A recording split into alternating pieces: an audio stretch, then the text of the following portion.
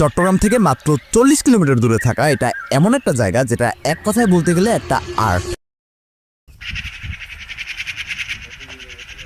দেশের মধ্যে এমন একটা জায়গা এতদিন আমি শুধু কল্পনাই করতে পারতাম, কেননা সারা দেশের মানুষ তো অনেক দূর।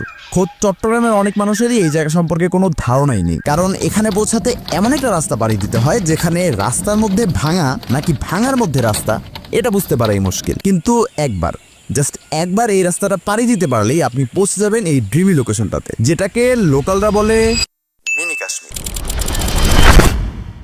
ডিস্ট্রাকশন থেকে কামব্যাক করতে যাচ্ছিলাম কক্সবাজার। মনে হচ্ছিল সমুদ্রের বিশালতা দেখলে হয়তো অলসতা একটু হলেও কমবে, তাই 777 টাকায় স্নিগ্ধা কোচের টিকিট কেটে রেখেছিলাম চট্টগ্রামে যাওয়ার জন্য। অবশ্য পকেট যখন খালি থাকে তখন মাত্র 420 টাকায় শোভন চেয়ার কোচের টিকিট কাটি। সে যাই হোক, টাইম টেবিল মেনে মহানগর এক্সপ্রেস চট্টগ্রামে নামিয়ে দেওয়াতে সকাল হওয়ার জন্য অপেক্ষা করতে হয়েছিল বেশ অনেকক্ষণ। ট্রেন সঠিক টাইমে আসা নিয়ে যেহেতু অভিযোগ করা যাবে না, সেহেতু এটা নিয়ে কথা বাড়ির লাভ নেই। কিন্তু এই অলস সময়টা আমাদের ডিসিশন চেঞ্জ করার জন্য এনাফ ছিল। নাস্তা সেরে নতুন ব্রিজের দিকে যাচ্ছি ঠিকই, কিন্তু কক্সে যাওয়ার জন্য না।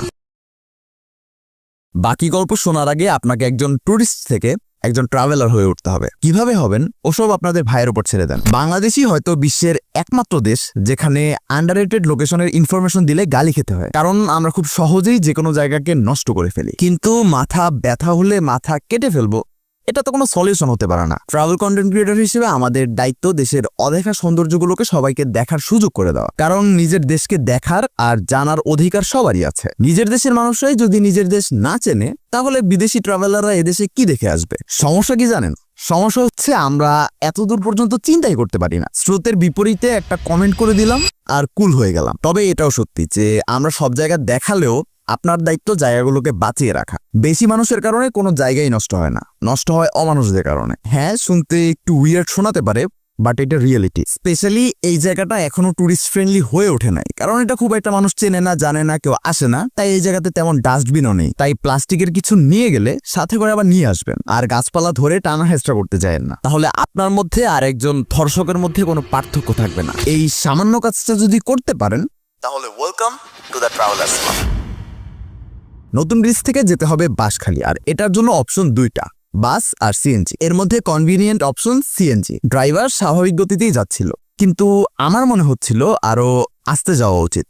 ভোরের নতুন ব্রিজ, সাথে সারি সারি জাহাজ, এসব দেখে মনে হচ্ছিল সময়ের এখানে থেমে যাওয়া উচিত। কিন্তু এটা যেহেতু কোরিয়ান ড্রামা না, তাই কয়েক মিনিটের মধ্যেই টোল দেওয়ার সময় চলে আসে। সেদিনের অ্যাটমসফিয়ারটাই ছিল কেমন জানি সিনেম্যাটিক। আগের রাতে ঘুম তো অনেক দূর, একটু চোখ বন্ধ করার সুযোগও ছিল না। তাও সিএনজিতে জোর করে তাকিয়ে আছে, কারণ ওয়াইড রোড, সাথে কোনো গাড়ি নেই, অন্যদিকে ড্রামাটিক একটা সানরাইজ, সবকিছু মিলেমিশে মনে হচ্ছিল রিয়েল লাইফে একটা স্মুথ ট্রাভেল ডকুমেন্টারি চলছে। তবুও মাঝখানে একবার চোখ লেগে গিয়েছিল, কিন্তু চোখ খুলতেই বুঝলাম আমরা অসম্ভব সুন্দর একটা রাস্তা দিয়ে যাচ্ছি। প্রায় 1 ঘন্টার একটা জার্নিতে একবারও বোরিং ফিল করার সুযোগ ছিল না। জার্নিটা শেষ হতে হতে সিএনজি এসে দাঁড়ায় বাঁশখালীর চাম্বলে। আসতে খরচ করতে হলো জনপ্রতি 120 টাকা। এই চাম্বল থেকে যেতে হবে আমাদের আজকের ডেস্টিনেশন মিনি কাশ্মীরে। সমস্যা হচ্ছে ভোরবেলা হওয়ার কারণে এখানে একটাই রিক্সা ছিল।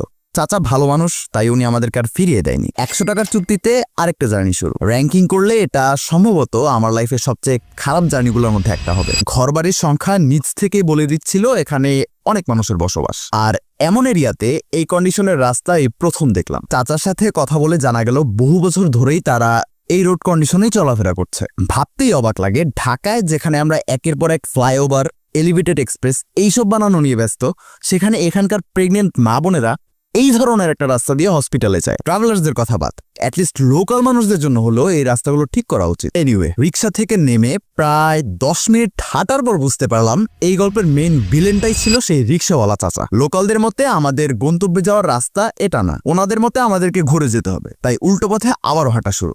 কিছুক্ষণ যেতেই কয়েকজন বলল পিছনের রাস্তা দিয়েও যেতে পারবো। এই এরিয়াতে ম্যাপ ঠিকঠাক মতো কাজ করবে এটা কল্পনা করাও বিলাসিতা। কয়েক মুহূর্তের জন্য নিজেদের মস্তিষ্ক সঙ্গ দেওয়া বন্ধ করে দিয়েছে। আর এমন সময় এন্ট্রি নেয় গল্পের হিরো।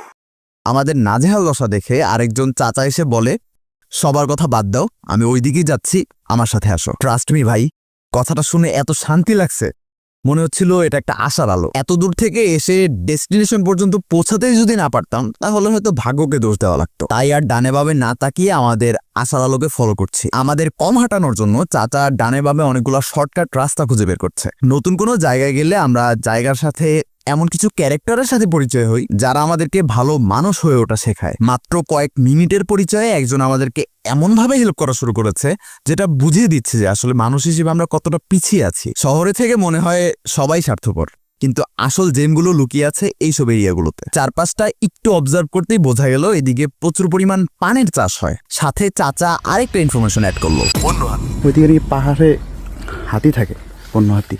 ভিলেন চাচার সুবাদে প্রায় 30 মিনিট এক্সট্রা হাঁটার পর আমরা কাঙ্ক্ষিত ডেস্টিনেশনের সামনে। যদিও হাঁটা এখনো শেষ হয়নি, কিন্তু নর্মালি কোনো ভিলেনের সাথে দেখা না হলে এই পর্যন্ত রিক্সাতেই আসা যায়। ভাড়া ওই 120 টাকার মতো, কিন্তু আপনি যে ট্যুরিস্ট এটা যদি ওনারা বুঝে যায় তাহলে গুনতে হবে 3 জনের জন্য 200 টাকা। আবার বৃষ্টি হলে এখান থেকেও একটু সামনে নামিয়ে দিবে। ভাড়া কিন্তু সেই একই। এখানেই একটা দোকান আছে।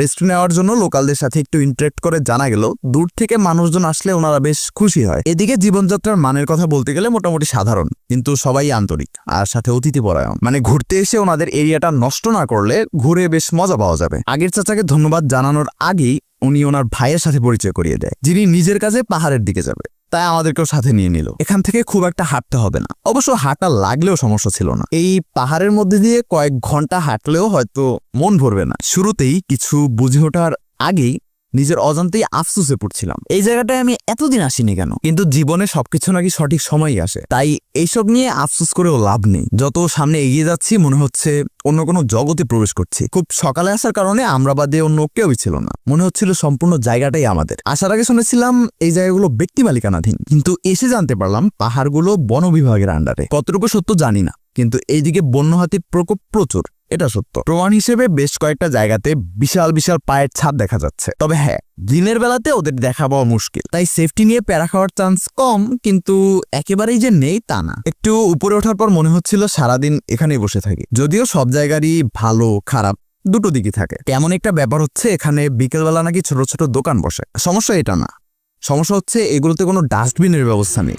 অ্যাজ এ রেজাল্ট এটা দেখেন, আর মনে হয় না কোনো সভ্য ফ্যামিলির ছেলে মেয়ে এরকম একটা জায়গায় এসে এইসব কাজ করে যেতে পারে। এটাই এই এরিয়ার সবচেয়ে উঁচু পিক। এখান থেকে পুরো এরিয়ার যেই ওয়াইড ভিউটা দেখা যায় সেটা বুঝিয়ে দিচ্ছিল আমরা আসলে কতটা ছোট। চারপাশটা অবজার্ভ করা শুরু করলে দিন শেষ হয়ে যাবে, কিন্তু কল্পনা শেষ হবে না। নর্মালি টুরিস্টরা এই পর্যন্তই আসে, কিন্তু আমাদের এইটুকুতে পোষাবে না, তাই এবার রিজ ধরে হাঁটা শুরু। কয়েকটা জায়গাতে ঘাসের উচ্চতা প্রায় 6 ফুট, সাথে এইদিকে হাতির পায়ের ছাপের সংখ্যাও তুলনামূলক বেশি। কিন্তু টিলাগুলোর হাইট যেহেতু খুবই কম, তাই হাইক করে বেশ মজা পাওয়া যাচ্ছিল। এত প্রাপ্তির মধ্যে একটাই অপ্রাপ্তি, সেটা হচ্ছে কাঠফাটা রোদ আর তীব্র গরম। এই মোমেন্টে প্রয়োজন ছিল একটা ঝুম বৃষ্টি, কিন্তু সব পেলে তো আবার নষ্ট জীবন।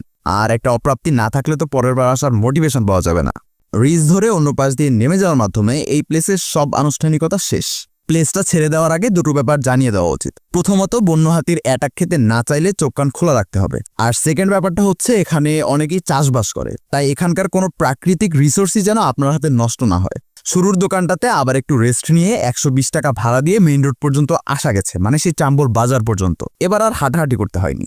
চাম্বল বাজারে এসে হাতে 3টা অপশন। প্রথমটা হচ্ছে সিএনজি দিয়ে আগের মতো চট্টগ্রামে চলে যাবেন, অথবা এখান থেকে চকরিয়া গিয়ে হয় কক্সবাজার না হলে লামা আলী কদমের দিকে চলে যাওয়া। চট্টগ্রাম হয়েই যেহেতু আসলাম, তাই এবার একটু চকরিয়ার দিকে যাব। ভাগ্য ভালো থাকলে চাম্বল বাজার থেকে ডিরেক্ট চকরিয়া যাওয়া যায়। সিএনজি ভাড়া ওই জনপ্রতি 100 টাকার মতো।